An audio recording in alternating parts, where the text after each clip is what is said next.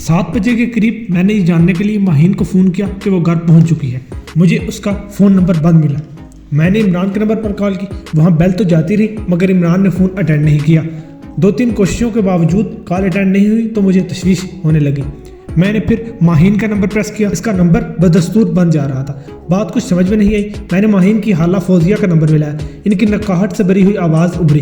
میں نے ان سے پوچھا کہ ماہین گھر آ گئی ہے؟ وہ میری آواز پہچان کر بولی، تابش میں خود آپ کو فون کر رہی تھی، اندھیرا ہو گیا ہے، بلکہ 7 بج چکے ہیں، وہ ابھی تک نہیں پہنچی۔ آج شام بھی 1 دن پہلے ہی لوٹ آیا ہے، وہ کراچی سے روانہ ہو چکا ہے، 1.5-2 گھنٹے تک پہنچ جائے گا، وہ سیدھا ہی ماہی سے ملنے آئے گا۔ اگر اسے پتہ چل گیا کہ وہ آپ کے بھتیجے عمران کے ساتھ گئی ہے تو اسے اچھا نہیں لگے گا۔ وہ پہلے ہی آپ لوگوں کے پہاڑی علاقے والے ٹور سے زیادہ خوش نہیں ہے۔ ابھی وہ فون پر بتا رہا تھا کہ کراچی سے کسی لیڈی ڈریس ڈیزائنر کو ساتھ لا رہا ہے ماہین کے روسی جوڑے کا نام وغیرہ لینے کے لیے۔ اصل میں شادی کی تیاریاں بھی شروع ہو گئی ہیں نا۔ میں نے انہیں تسلی دی، ایک بار پھر عمران کے نمبر پر ٹرائی شروع کر دی۔ اس دفعہ کال گئی لیکن پھر فون بند ہو گیا۔ میری سمجھ میں کچھ نہیں آ رہا تھا، انجانے اندیشے ذہن میں سر اٹھانے لگے۔ عمران کے 2 دوستوں کے فون نمبر بھی میرے پاس تھے، انہیں بھی کال کی، وہ بھی اس کے بارے میں لا علم تھے۔ رات 9 بجے کے لگ بھگ میں نے پھر ماہین کی حالہ کو فون کیا۔ اس مرتبہ جواب میں ایک باری برکم آواز سنائی دی۔ یہ ماہین کے چچا ثاقب رشید صاحب تھے۔ ماہین ہی کی زبانی مجھے معلوم ہوا تھا کہ وہ ذرا سخت گیر بھی ہیں۔ ان کے ساتھی واقعی ان کے لب و لہجے سے ظاہر ہو رہی تھی۔ آپ تابش صاحب بول رہے ہو؟ انہوں نے دریافت کیا۔ جی ہاں، آپ غالباً ثاقب صاحب بات کر رہے ہیں۔ مجھے ماہین کے بارے میں پوچھنا تھا۔ ماہین اس وقت اسپتال میں ہے، میں بھی وہیں سے بول رہا ہوں۔ کیا ہوا ماہین کو؟ میں بری طرح چونکا۔ یہ تو آپ کو پتا ہوگا، یہ آپ کے منہ والے بھتیجے کو زہر خون لہجے میں کہا گیا۔ میری سمجھ میں کچھ نہیں آیا۔ مزید سمجھنے کے لیے آپ کو یہاں اسپتال میں تشریف لانا ہوگا۔ وصیلی لہجے میں جواب آیا اور اسپتال کا ایڈریس بتا کر فون بند کر دیا گیا۔ ثاقب رشید کے لب و لہجے سے سخت خطرے کی بو آ رہی تھی۔ ماہین اسپتال میں تھی تو کیسے پہنچی تھی؟ اور عمران وہ فون کیوں نہیں اٹھا رہا تھا؟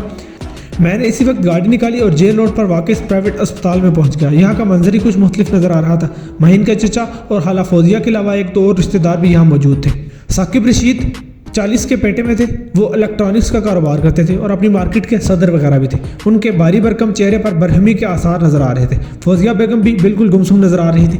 میں ماہین کو دیکھنا چاہ رہا تھا مگر ثاقب رشید مجھے اپنے ساتھ ایک گوشے میں لے گئے۔ گمبھیر آواز میں گویا ہوئے، تابش صاحب آپ اصل بات بتائیں، یہ عمران آپ کا کیا لگتا ہے؟ وہ میرے عزیز دوست کا بیٹا ہے لیکن میرے لیے سگے بھتیجے سے بڑھ کر ہے۔ تو جناب آپ کے اس سگے بھتیجے نے ماہین کو اغوا کرنے کی کوشش کی ہے۔ ماہین نے چلتی گاڑی سے کود کر جان بچائی ہے، اس کے سر پر سخت چوٹیں آئی ہیں، وہ نیم بے ہوش پڑی ہوئی ہے۔ آپ کا سگا بھتیجا ماہین کی گاڑی سمیت فرار ہو چکا ہے۔ میرا دماغ چکرانے لگا۔ یہ میں کیا سن رہا تھا؟ مجھے اپنی سماعت پر بھروسہ نہیں ہوا۔ یہ آپ کو کس نے بتایا ہے؟ میں نے ترش لہجے میں پوچھا۔ خود ماہین نے، وہ ٹھہرے ہوئے لہجے میں بولے۔ کچھ دیر پہلے وہ چند منٹ کے لیے ہوش میں آئی تھی، اس نے ساری حقیقت بتائی ہے۔ میں نے آپ کو یہ بتانے کے لیے فون کیا ہے کہ ہم اس واقعے کی FIR درج کروا رہے ہیں۔ یہ آپ کیا کہہ رہے ہیں ثاقب صاحب؟ بچی کا معاملہ ہے، کیوں اس کی بدنامی کا اشتہار لگانا چاہ رہے ہیں؟ آپ ذرا تحمل سے کام لیں، معاملے کی تہہ تک پہنچنے کی کوشش کریں۔ اگر واقعی کسی قسم کا جرم ہوا ہو اور پرچہ کٹوانا ضروری ہوا تو میں خود آپ کے ساتھ جاؤں گا۔ جرم تو ہو چکا ہے جناب، اور آپ کے اس بھتیجے نے کیا ہے۔ اگر آپ کے ذہن میں ہے کہ اسے بچا لیں گے تو یہ ممکن نہیں۔ یہ معاملہ کافی بگڑ چکا ہے، شاید ابھی آپ کو پتہ نہیں چلا۔ ماہین کو اغوا کرنے کی کوشش میں آپ کے بھتیجے صاحب نے ایک ناکے پر 2 پولیس والوں کو بھی کچل دیا۔ ان میں سے ایک کی حالت اسپتال میں نازک ہے، پرچہ تو اس کے خلاف آلریڈی درج ہو چکا ہے۔ میں سناٹے میں تھا، میں ماہین کو دیکھنا چاہ رہا تھا مگر ثاقب رشید اور ڈیوٹی ڈاکٹر نے صرف اتنی اجازت دی کہ میں اسے دور سے دیکھ سکوں۔ وہ سفید بستر پر چت لیٹی ہوئی تھی، اس کے سر پر بینڈیج تھی، گردن پر بھی 2 جگہ میڈیکل ٹیپ چپکی ہوئی تھی۔ وہ بالکل بے حرکت تھی، کچھ چوٹ کے سبب اور غالباً کچھ ٹرینکولائزر کے سبب بے ہوش نظر آ رہی تھی۔ انسپکٹر زبیر احمد 2 روز پہلے ایبٹ آباد واپس جا چکا تھا۔ میں نے اسے فون کیا اور صورتحال پوچھی۔ اسے مکمل تفصیل تو معلوم نہیں تھی، تاہم اس نے تصدیق کرتے ہوئے بتایا کہ نال روڈ کے ایک ناکے پر یہ واقعہ ہوا ہے۔ ایک تیز رفتار کار کو روکنے کی کوشش کی گئی تو کار چلانے والے نے گاڑی اہلکاروں پر چڑھا دی۔ پہلے 2 اہلکاروں کے زخمی ہونے کی اطلاع تھی، اب 3 کی ہے۔ ان میں سے ایک کی حالت جزیرہ اسپتال میں سیریس بتائی جا رہی ہے۔ کار کا نمبر وغیرہ نوٹ ہوا؟ نہیں جی، کافی دھند تھی، پلیٹ دیکھی نہیں جا سکی۔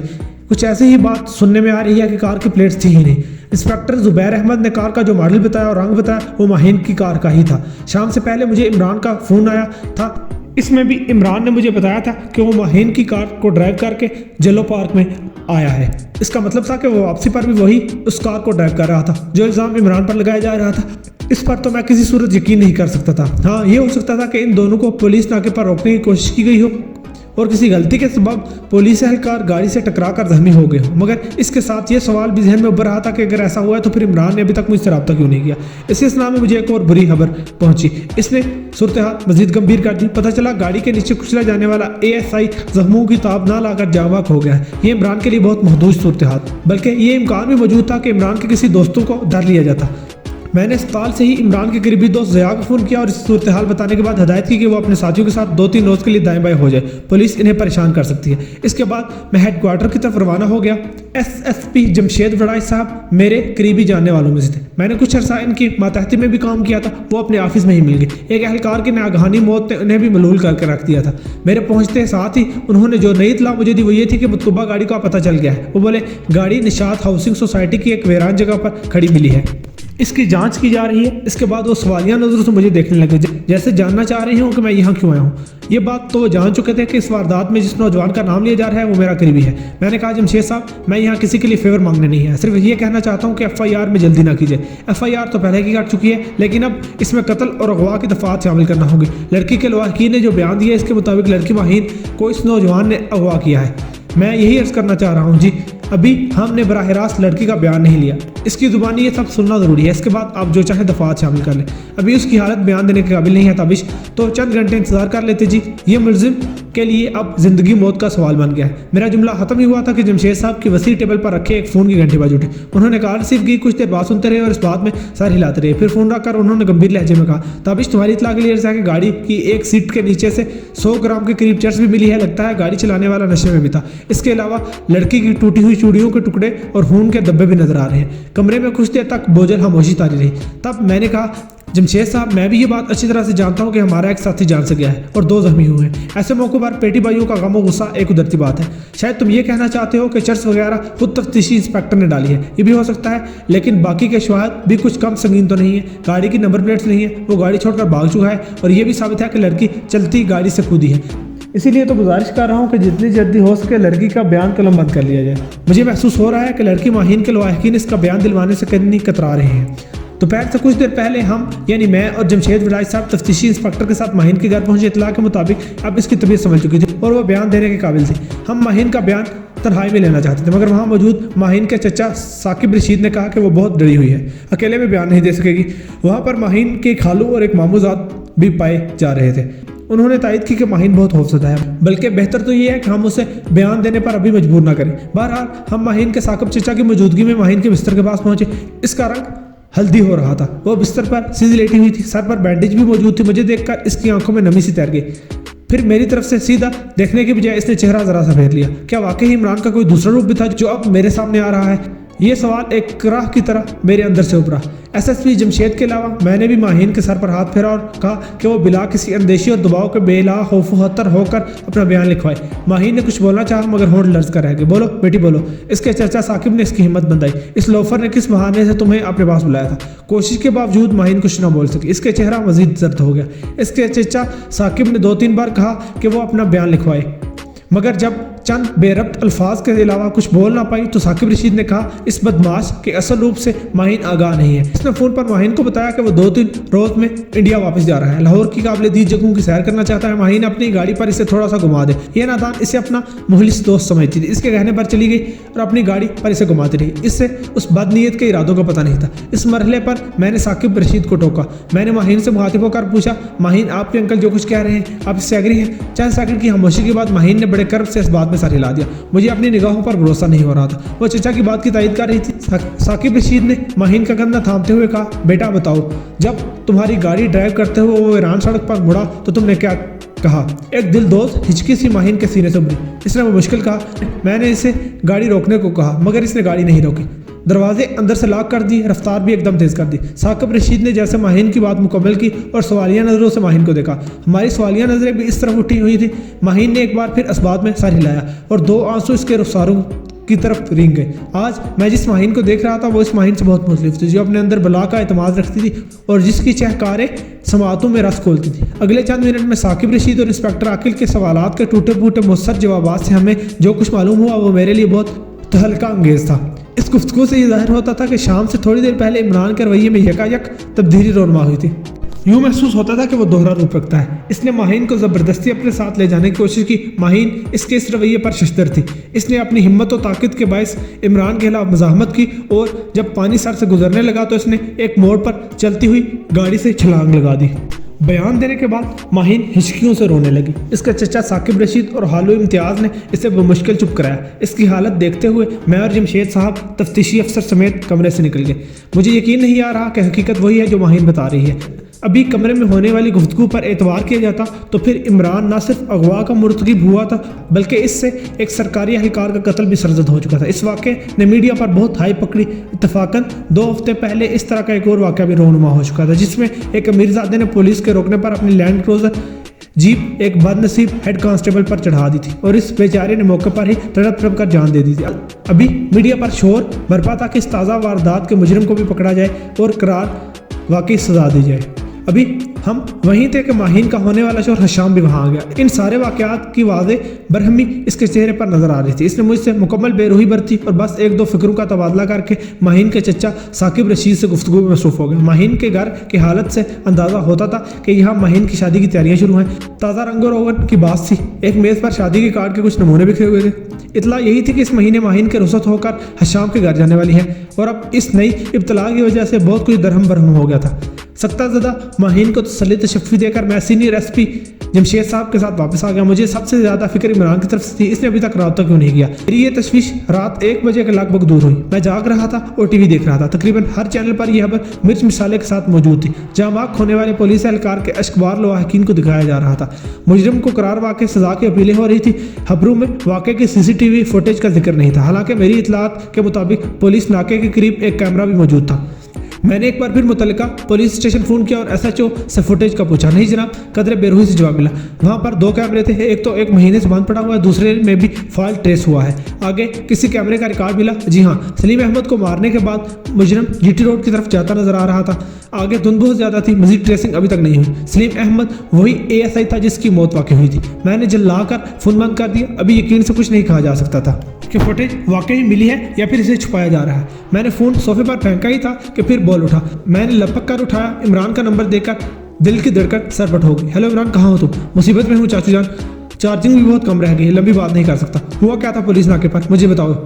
वही जो नहीं होना चाहिए था। एक आवाज़ शिकस्ता थी। नाके पर एक पुलिस वाला बिल्कुल अचानक हमारे सामने आ गया, बल्कि गिर गया।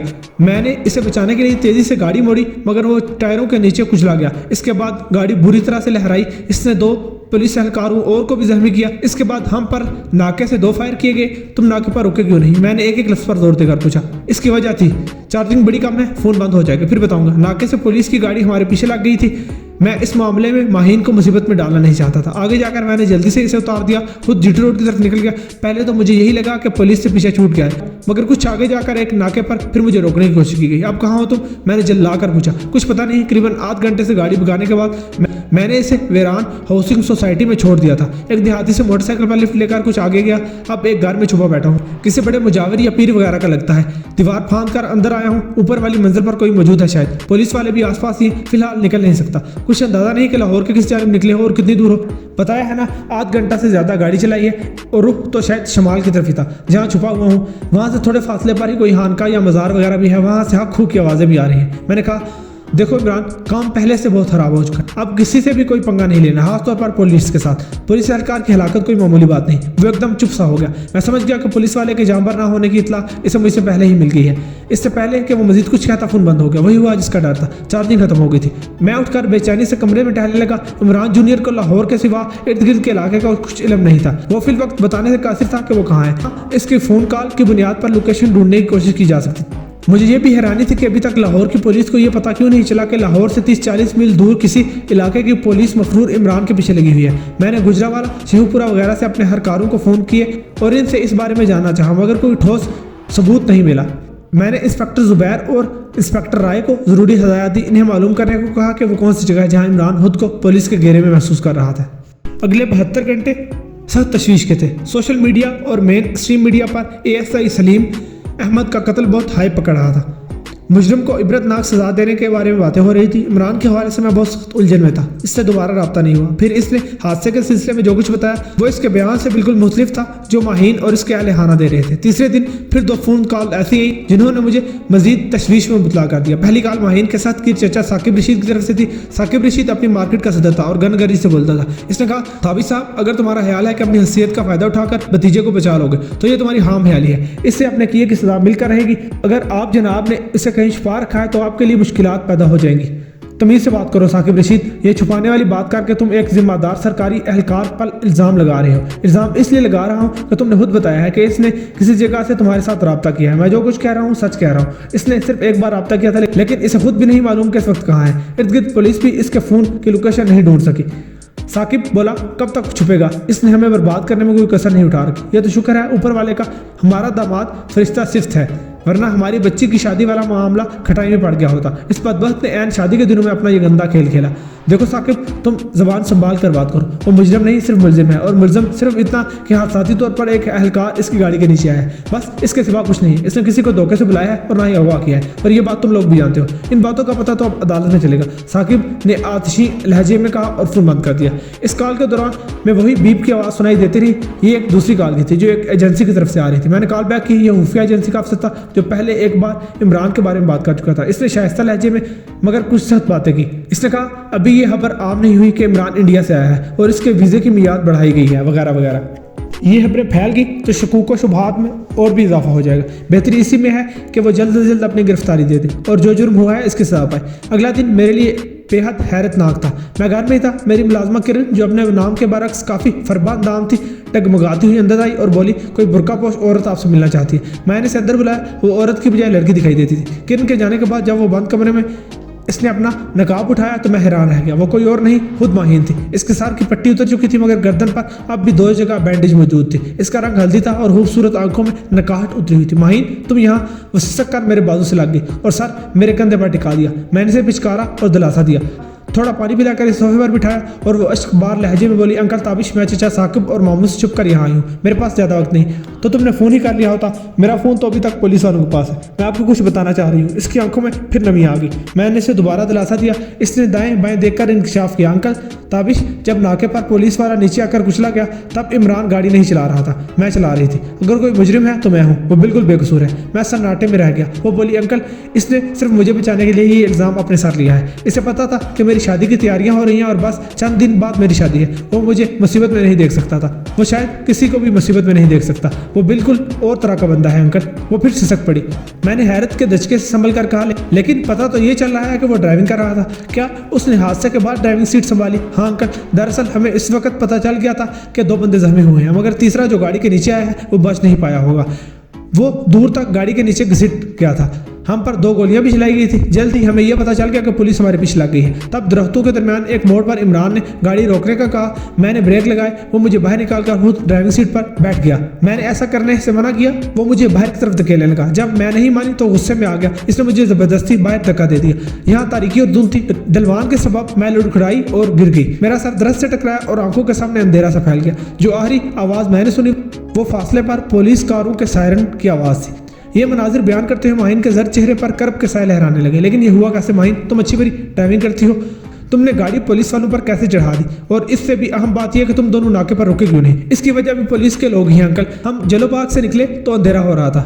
پارکنگ کی جگہ پر صرف ہماری گاڑی ہی موجود تھی۔ ہماری گاڑی کے پیچھے ایک ہائی ایس کھڑی تھی۔ ہم اندر بیٹھنے لگے تو 3 پولیس والے آ گئے۔ ایک شاید سب انسپکٹر تھا اور وردی میں تھا، 2 سادہ لباس میں تھے۔ انہوں نے کہا کہ ہمیں ان کے ساتھ چلنا ہوگا کیونکہ انہیں شبہ ہے کہ یہ گاڑی آج دوپہر ایک واردات میں استعمال ہوئی ہے۔ عمران ان سے بحث کرنے لگا۔ میں اس دوران گاڑی میں بیٹھ گئی اور دروازے اندر سے لاک کر لیے۔ عمران نے روکنے والوں سے کہا کہ ان کو غلط فہمی ہوئی ہے، یہ گاڑی صبح سے ہمارے استعمال میں ہے۔ پولیس والا بولا، یہ غلط فہمی ہے تو تھانے پہنچ کر دور ہو جائے گی۔ پتہ نہیں کیا بات تھی، شاید رشوت کھانا چاہتے تھے۔ ہم سے الٹے سیدھے سوال بھی پوچھ رہے تھے۔ عمران آپ کو فون کرنا چاہ رہا تھا مگر انہوں نے فون نہیں کرنے دیا۔ فون چھیننے کی کوشش کی تو بات آگے بڑھ گئی۔ انہوں نے گالیاں دی۔ عمران نے تھانے دار کو دھکا دیا اور تیزی سے گاڑی کی طرف آ گیا۔ میں نے دروازہ کھول دیا اور عمران اندر آ گیا۔ اس نے مجھے نکلنے کو کہا۔ پیچھے پولیس والوں کی گاڑی تھی اور سامنے معمولی سی بار تھی۔ میں نے گاڑی آگے بڑھا دی۔ ہم تیزی سے سڑک پر آ گئے۔ ہمیں یہ بھی پتہ نہیں چلا کہ وہ لوگ پیچھے آئے یا نہیں، اگر آئے تو کتنا دور تھے۔ اچانک آگے پولیس کا ناکہ نظر آیا۔ ہم نے رکنا مناسب نہیں سمجھا، پتہ نہیں کہ اب یہ غلطی تھی یا نہیں۔ اس کی آواز برا گئی۔ اس نے سر جھکا لیا اور آنسو اس کے شفاف زرد رخساروں پر رینگ رہے تھے۔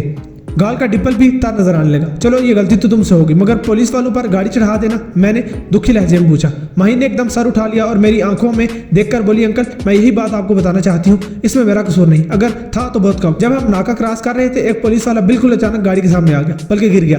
वो सब कुछ इतना अचानक था कि मैं कुछ भी ना कर सकी। मैंने आखिरी कोशिश की मगर गाड़ी ने से कुचल दिया। मेरी बदहवासी के सबब गाड़ी लहरा कर सड़क के बाएं किनारे चली गई। 2 और पुलिस एहलकार भी इससे टकराए और जख्मी हुए। कहते हैं वहाँ 2 कैमरे भी मौजूद थे, आप प्लीज इनकी फुटेज निकाल कर देख लें, आपको पता चल जाएगा कि इसमें मेरा कसूर कितना था और कितना नहीं।